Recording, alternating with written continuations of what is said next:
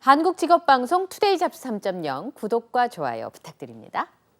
오고 가는 수다 속에 피어나는 인사이트 뉴스는 네모다. 오늘은 뉴스는 역사다로 함께하겠습니다. 김재훈 강사님 모셨어요. 어서 오십시오. 안녕하십니까? 예, 그 유네스코 세계유산의 등재를 준비한다는 네네네네. 소식들을 많이 들으니까 되게 많은 것 같지만 실제로 세계문화유산에 등재되는 게 보통 일이 아니잖아요. 그렇죠. 네, 가야 고분군이 유네스코 세계유산에 등재가 됐다는 뉴스가 들려왔는데 조기인가 봐요. 네네네네. 근데 상대적으로 가야이라는 국가가 좀 잊혀진 제국이 아닌가. 다른 국가들에 비해서 우리가 공부할 때. 그렇죠. 분명히 그런 게 있죠. 왜냐하면 그 우리가 흔히 삼국시대라고 예, 부르잖아요. 거기 못 들어가니까.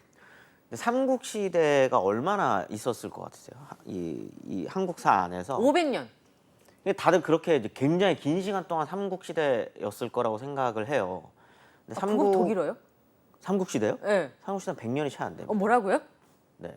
이 삼국시대라고 하면 이 한반도와 이 주변 땅, 이 한국사라고 불릴 수 있는 네.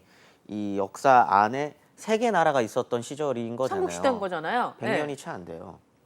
굉장히 오랜 시간 동안 함께 했었던 나라들이 있는 거죠. 그 중에 한 나라가 가야인 거고, 네. 북쪽으로 가면은 부여도 있는 거고, 아, 조금 더 옆으로 가면 이제 마한이 네. 있는 거고, 뭐 이런 나라들은 굉장히 오랫동안 존속을 합니다. 네. 근데 우리는 그 시기를 그냥 통틀어서 삼국시대라고 부르잖아요. 근데 이제 우리는 그렇게 될 수밖에 없는 게 일단 남아있는 기록에 삼국유사, 삼국사기 아, 그러네요. 네, 이렇게 남아 있잖아요. 네. 가장 오래된 지금까지 우리가 확인할 수 있는 역사서 중에는 가장 오래된 게 그렇다 보니까 이 삼국이라는 이미지가 굉장히 너무 강한 거죠. 그러다 보니까 그 나머지 나라들이 되게 주변화돼 버리는 역사인 건데 가야는 굉장히 오래된 나라입니다. 굉장히 오랫동안 존속했던 나라고 물론 거기에서 이제 삼국사기, 삼국유사가 있는 이유도 있죠. 최종적으로 남았었던 나라들이기도 하고 네. 그다음에 우리가 흔히 뭐 요즘에는 그렇게 잘 보지는 않습니다만 예전에는 나라의 어떤 그런 어떤 성장의 단계들이 있잖아요. 네. 성장의 단계들이 있을 때 왕권이 확실하게 이제 이렇게 딱 중앙 집권이라고 보통 부르는 중앙에 왕이 딱 있고 왕을 중심으로 이렇게 관료 제도가 이렇게 쫙 이렇게 펼쳐지는 나라로까지 성장하지는 못했기 때문에 네. 더 이렇게 주변화되는 그런 어떤 측면이 좀 있었던 거죠. 그리고 스스로 남긴 역사 기록이 없습니다. 없다기보다는 우리가 발견하지 못한 걸 수도 있고요. 뭐 예를 들어 그냥 삼국사기 안에서도 백제나 고구려나 신라는 역사서를 남겼을 것으로 추측되는 무엇인가의 글들이 있어요. 네. 그리고 이제 예전 역사서도 지금의 역사서랑 비슷합니다. 각주를 달아요. 각주. 아, 그렇죠. 각주를 이렇게 달고 어디에서 내가 이걸 보고 이 역사서에 쓴다라는 네. 각주가 있잖아요. 그 각주를 보면 백제 같은 경우만 하더라도 백제가 스스로 쓴 역사서들을 각주로 달려 있는 경우들이 있어요. 네. 그거는 이제 백제가 스스로 역사를 썼다는 거죠. 네. 그렇기 때문에 이제 대충 백제가 어떤 나라였고 어떻게 살았는지를 우리가 추측할 수 있는 거죠. 어떤 그런 각주들을 살펴보면서 가야는 그런 게 많이 없습니다. 그렇다 보니까 저들이 어떻게 살았는지는 이제 막 조사가 되고 있고 그런 측면에서 고분군이 중요한 게 스스로 역사를 남기지 않았었던 나라들에 대해서 연구를 할 때 가장 중요한 건 그런 고고학이에요. 남겨진 유물이나? 그렇죠. 유물 혹은 저런 데 보면 이제 목강 같은 것들이 이제 있는 경우들이 있거든요. 그러니까 글을 써서 무덤에 같이 묻는 그런 걸 보고 이제 연구를 할 수 있거든요. 그러니까 이제 그런 측면에서 가야를 우리가 조금 다시 한번 재현해 볼 수 있는 몇 안 되는 그런 유물 유적들이 이제 나온 거기 때문에 굉장히 역사적 가치가 있는 유물인 거죠. 그러면 중앙 집권적인 통치 체제가 아니었다면 가야 같은 경우는 봉건처럼 이렇게 몇 개의 제국이 함께 연대하는 그런 제국으로 되어 있었나요? 통치 제도가 어떻게 되나요? 통치 제도에 대해서도 지금 연구를 하고 있고요. 그 이제 기록들이 네. 연합적인 성격이었을 것으로 추정? 주로 보고 네. 우리가 알고 있는 것처럼 가야는 하나의 나라가 일단 아닙니다. 아, 그래요. 네네네. 가야는 굉장히 다양한 그런 또 집단들이 이렇게 나누어져 있는 형태고 흔히 우리가 지금 교과서에 배울 때는 뭐 금강가야, 네, 뭐 대가. 네, 대가야 이렇게 옮겨 다니잖아요. 네. 그것도 그 하나에 이렇게 딱 금강가야 하나로 나머지가 이렇게 쫙 하고 복속되어 있는 형태가 아니라 연맹의 단계들. 그래서 이제 중심지가 계속적으로 이동을 네. 하는 거죠. 그래서 연구하기가 굉장히 좀 까다로운 나라.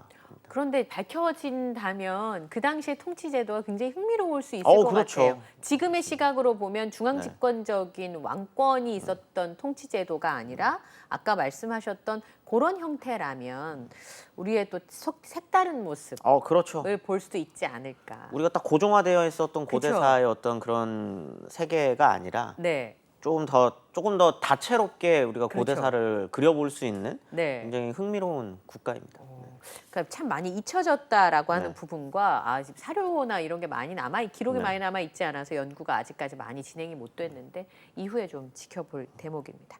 자, 아까 좀 전에 이제 뭐 이게 기록이 많지 않았고 네. 사실은 또 왕권이 확립되어 있는 국가들과는 제도가 좀 달랐다고 네. 말씀하셨는데 재원 쌤이 늘 말씀해 역사는 승자의 기록이다. 그렇죠. 그러니까 그 사람의 입장에서 기록되었기 때문에 그 당시로 가보면 그렇지 않을 수도 있다 우리가 생각하는 것처럼 그런 내용을 좀 종종 해주시잖아요. 그래서 늘 느끼는 게 뭐냐면 실제로 저 시대를 살았던 사람들이 지금이 우리가 가지고 있는 역사적 평가를 저 인물에 대해서 내렸을까? 그런 생각을 해보거든요. 그거 항상 경계해야죠, 저희가. 과거 우리는 이해하려고 하지만 이해가 잘 안 돼요. 그렇죠. 그 시대를 살고 있지 않으니까. 세계관도 다르고 가치관도 다르고 지금 우리가 생각하고 있는 틀이라는 게 있잖아요. 그렇죠. 우리가 생각하는 틀 안에서 과거를 바라보게 되면은 이해가 안 되는 것도 많고 그렇기 때문에 제대로 그들의 어떤 삶이나 그들의 어떤 가치관을 우리가 지금도 제대로 그려내지 못하고 있는 걸 수도 있어요. 네. 네. 그런 대표적인 인물 중에 한 사람이 네. 연개소문인데 네네네. 연개소문은 당나라를 꼼짝 못하게 만든 인물 이렇게 정리할 수도 있고요. 삼국사기나 삼국유사에는 이 사람을 연개소문을 어르신을 제가 이 사람을 뭐 이 사람이라고 해도 뭐 상관없죠, 뭐. 연개소문을 잔인한 역적, 네. 수나라의 충신, 양명의 환생 이렇게 표현하고 있다고 하는데 한 인물에 대해서 어떻게 양극단의 평가가 있을 수 있는 건지요? 네. 일단 뭐 평가가 다양할 수밖에 없는 게 굉장히 극악무도한 짓을 일단 저지르기도 했고요. 근데 그거를 무엇을 위한 것인가? 네, 그렇죠. 그게 이제 지금 우리가 생각할 때는 우리는 지금 뭐 다들 그렇지 않으려고 최근에는 애쓰는 모습들이 있지만 우리는 지금 굉장히 강고한 민족주의적 사고 속에서 살아가고 있습니다. 그걸 넘어서려고 하는 많은 노력들? 연구자들과 노력들이 있음에도 우리는 지금 그런 교육 체제 하에서 굉장히 오랫동안 교육을 받아왔고 그렇죠. 지금 사실 뭐 전 세계적으로 국가주의와 민족주의로부터 자유로운 나라가 어디 있겠어요. 그렇습니다. 그런 어떤 사고방식 속에서 살아가기 때문에 그 사고방식 안에서 과거를 우리는 보는 거예요. 그러면 이 한 인물에 대해서 평가를 할 때 당연히 극단으로 나뉠 수밖에 없는 거죠. 그걸 벗어나려고 하려는 사람 혹은 거기에 더 강고하게 생각된 채로 과거를 바라보는 사람. 네. 그렇기 때문에 연개소문의 어떤 행위가 극단적이었기 때문에 양쪽의 평가도 극단으로 갈릴 수밖에 없을 것 같아요. 네. 어떻게 기억하시나요? 연개소문 배우실 때 아니 뭐라고 저는 성이 배우셨어요? 특이하다고 생각했고요. 이름도 특이하다고 생각. 이름도 사실 우리가 제대로 몰라요. 무슨 말씀? 연개소문이잖아요. 연개소문이라고도 하고 천시라고도 불러요. 연시 혹은 천시. 그다음 후대로 가면 이제 후손들이 있잖아요. 뭐 묘지나 이런 데로 가면 또 천으로 써져 있는 것도 있고 개소문이라고 되어 있는 것도 있고 삼국사기에 보면 원래 이름은 개금이라고 되어 있어요. 개금? 네, 연개금이죠. 그러니까 이게 아마도 발음이었을 겁니다. 발음. 그러니까 어떤 발음이었을지 우리는 모르죠. 천과 연 그 사이에 뭐였을 수도 있고 뭐 찌연 뭐 이런 걸 쓸 수도 있고 모르는 거예요. 그러니까 음차한 겁니다. 음차한. 그러니까 한문으로 적혀 있으니까 그걸 그렇게 읽는데 그 당시에 발음을 그렇게 했는지는 확실하지 않다는 말씀이신 거예요? 이 시기의 이름들 같은 경우에 뜻을 우리가 유추할 수 있는 이름도 있고요. 네. 진짜 딱 한문을 그대로 그 번역을 하는 느낌의 이름인 것도 있고 네. 그런 이름들은 굉장히 세련된 이름이죠. 세련된 네, 이름. 굉장히 세련된 이름이고 아닌 경우들도 있어요. 그냥 어떤 그 동네에서 그냥 부르는 발음들을 예로?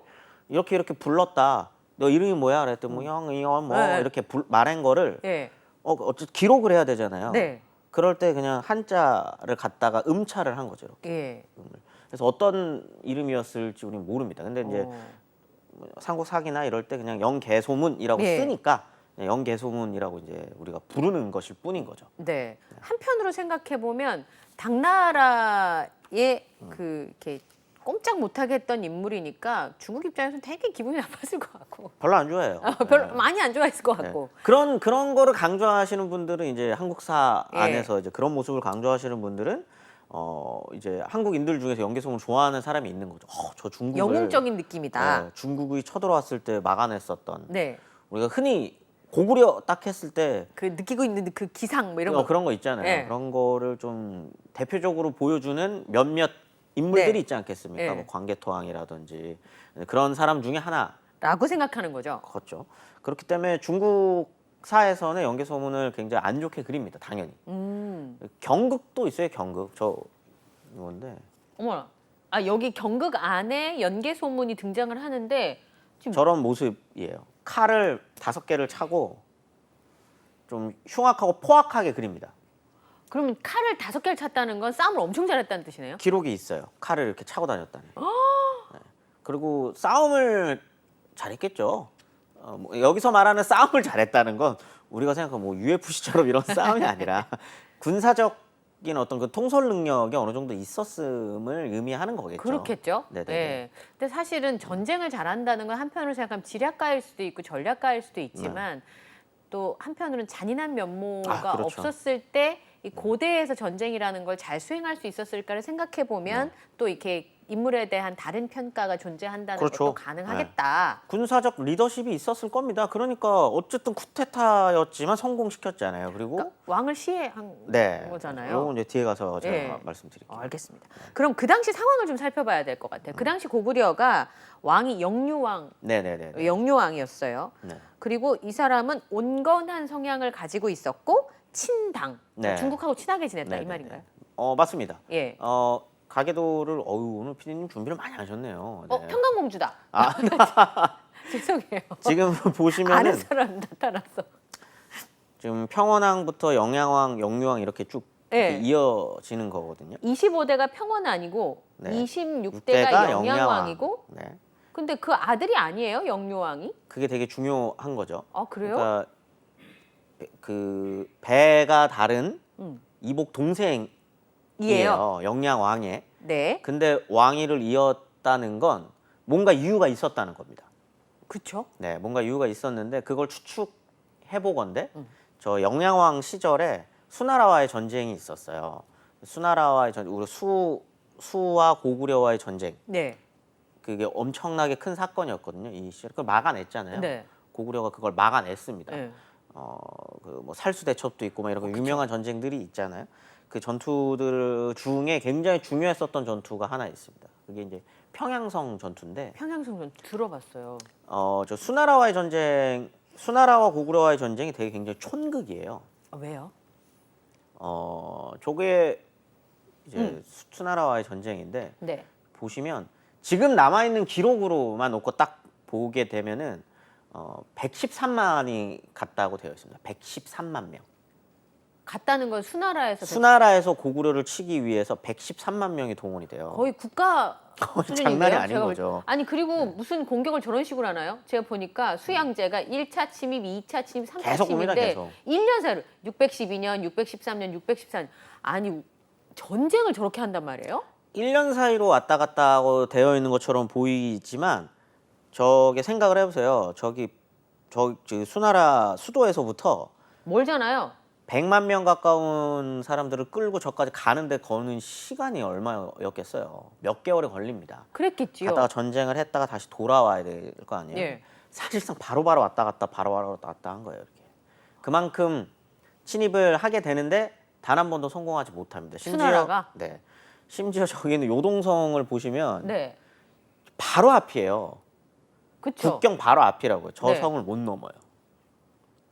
네, 그 바보 같은 일이 총극이죠, 총극. 아 그러면 그 전쟁을 하지 말아야 되는 거 아니에요? 수나라 입장에서는? 그래서 수나라가 망합니다. 아, 근데 이제 저기 보시면은 평양성으로 바로 가는 친구들이 있어요. 네. 그 수나라 군들 중에 저렇게 해서 바로 이렇게 해가지고. 저기 저 빨간색으로 되어 있는 거로 보시면 되는데 네. 요동성에서 바로 네. 평양성으로 내려오는 사람들이 있고 아, 네. 그다음에 저기 밑에서? 밑에서 보면 수군이죠, 수군. 그러니까 바다를 수군들도 건너서. 이제 평양으로 갑니다. 오, 네. 그게 이제 별동대라고 요동성에서부터 출발하는 별동대가 한 30만이고 네.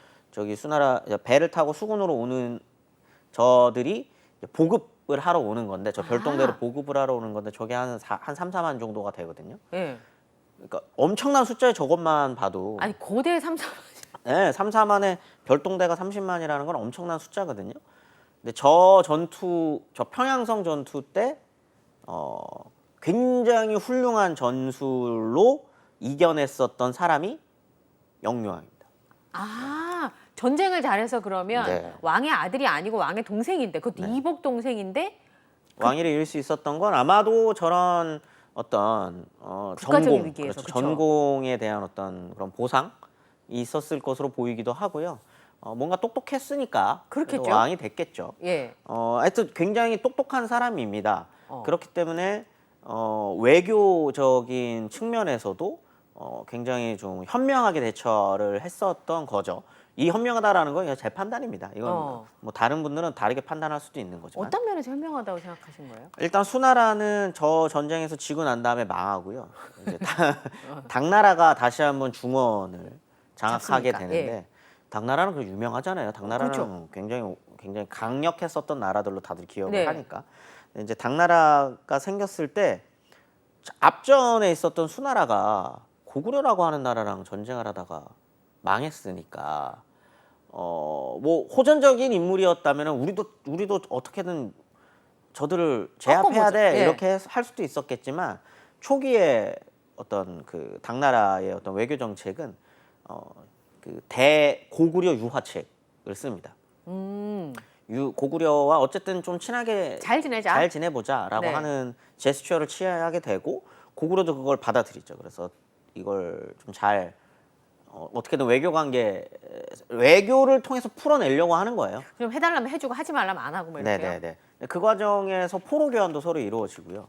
왜냐면 이제 그 전에 전쟁을 크게 했으니까 예. 그랬었던 거죠. 근데 요렇게 좀 이쁘게 잘 외교 관계가 처리되면 참 좋은데 당나라의 그 황제가 바뀝니다.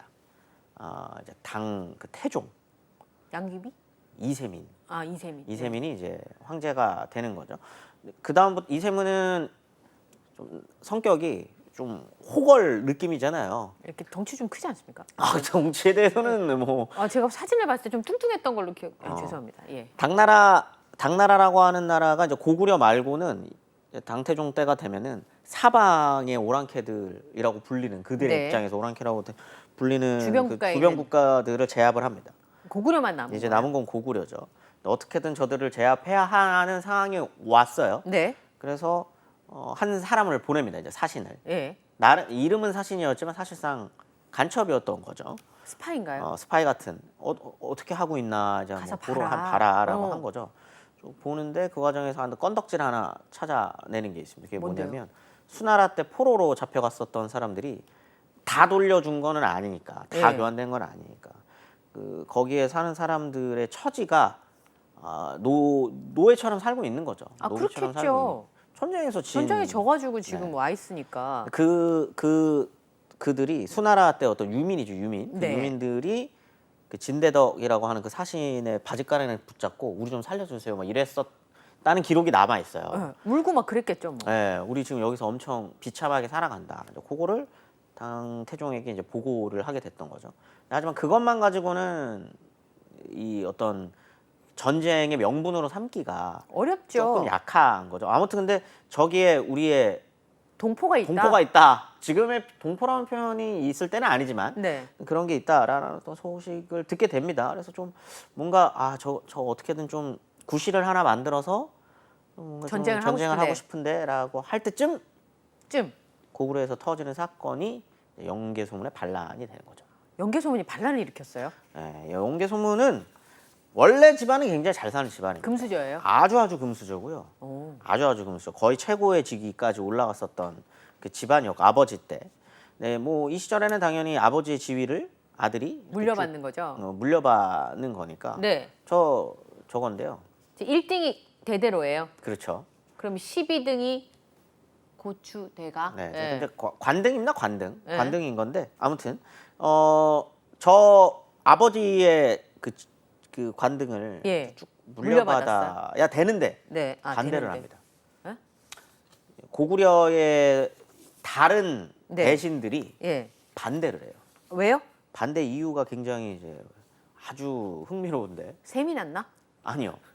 뭐 그렇게 나중에 우리가 판단할 때는 그랬을 수도 있겠죠. 뭔가 경계였을 예. 수도 있는데 남아 있는 기록을 보면은 성격이 포악하고 흉악해서 아, 사람이 인성이 들돼서 안 되겠다 뭐 네. 이렇게 된 거예요? 인성이 너무 더럽기 때문에 저렇게 높은 자리에 올려서는 안 된다. 안 된다. 아, 리더의 자질이 그렇죠. 없다. 리더의 예. 자질이 없다가 됐었던 거죠.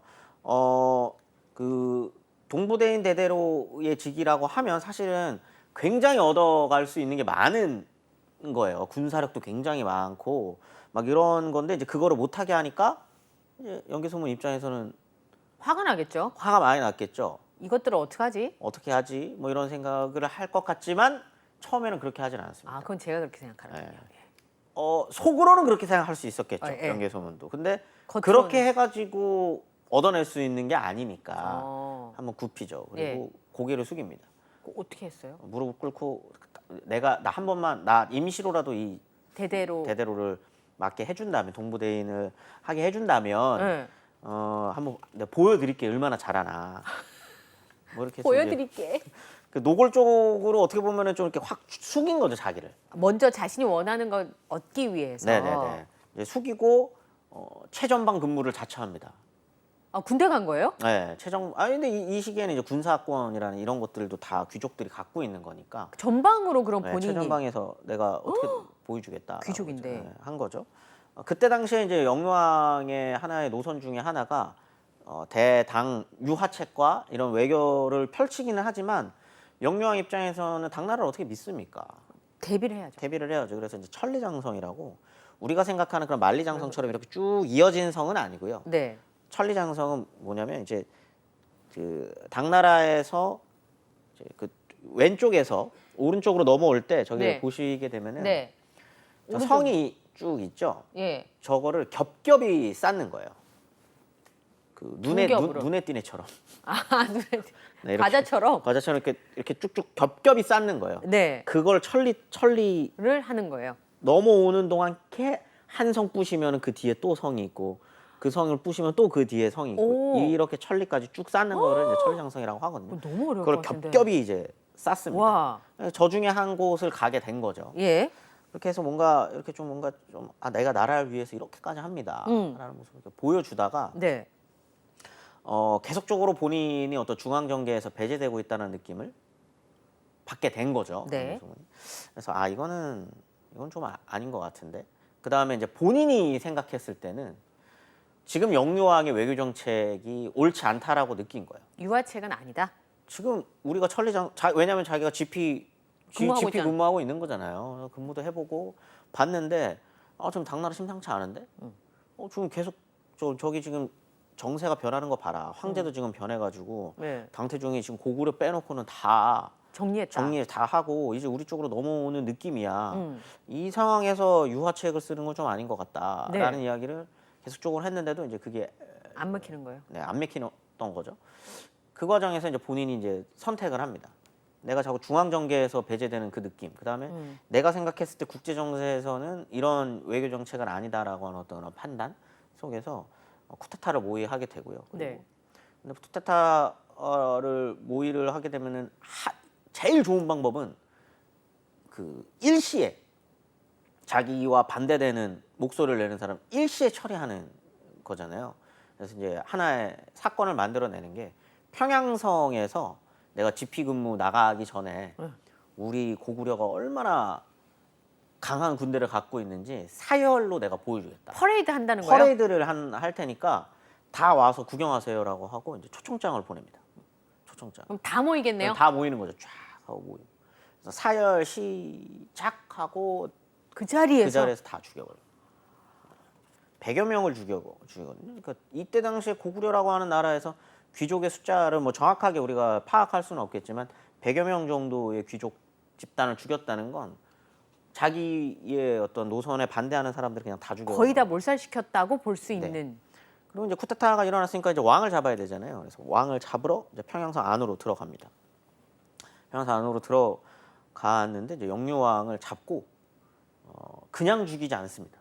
그렇기 때문에 굉장히 포악한 사람이다라고 하는 그런 건데 얘기가 나오는 거예요. 토막살인을 합니다. 토막살. 네. 토막을 내요, 시체를. 이런 경우 정말 없거든요. 그러니까 한국사에서 등장하는 최초의 토막 살인마. 그러니까 연개소문이에요. 연개소문이. 네. 이게 지금 기록에 남아 있으니까요. 토막을 내서 도랑에 버렸다라고 돼 있거든요. 보라는 거예요. 그렇죠. 내가 이렇다. 까불면 안 된다. 까불면 나한테. 안 된다. 라는 걸 이제 보여준 거죠. 그리고 또 동생을 왕의 자리에 앉히는데 그 왕이 무슨 힘이 있겠어요. 형이 그렇게 토막살인 당해서 네. 죽었는데 그죠? 사실상 이때부터는 뭐 왕이라고 하는 존재는 이제 어떻게 보면 허수아비고. 그냥 허수아비인 거고 사실상 연개소문의 나라. 연개소문이 권력을 장악하게 된 거죠. 그거 다 알아요. 다들 알아요. 주변에 있는 나라들도 당연히 알죠. 당나라의 당태종이 그거를 딱 요거다. 핑계는 요거다. 되는 거죠. 보통 근데 그 중국 중원에 있는 나라들이랑 전쟁을 할 때 핑계는 이 한반도 인근에 있었던 나라들과의 어떤 핑계, 한국사에서 있었던 나라들과의 핑계는 다 비슷비슷해요. 안에서 내부 분란을 핑계로 우리 군사들이 들어와서 정리해주겠다 뭐 이런 식이에요. 황제의 은덕을 네. 무시한. 네. 왜냐면은 이때는 이제 조공책봉 관계를 맺지 않겠습니까? 그러니까 대륙에서 책봉한 왕을 시해했다는 그렇죠. 거예요. 네가 감히 황제가 인정한 왕을 네가 왜 시해를 해?